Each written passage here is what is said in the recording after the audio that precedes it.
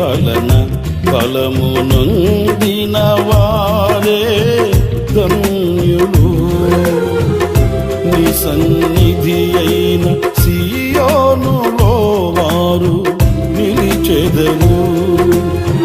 నిలువరమైన రాజ్యములో నిన్ను చూచుటకు నిత్యము కృప పొంది సేవించెదను తుది వరకు.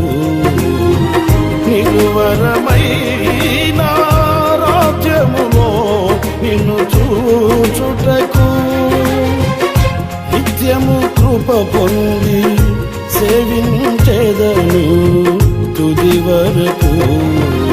యేసయ్యా కనికర పూర్ణుడా, మనోహర ప్రేమకు నిలయ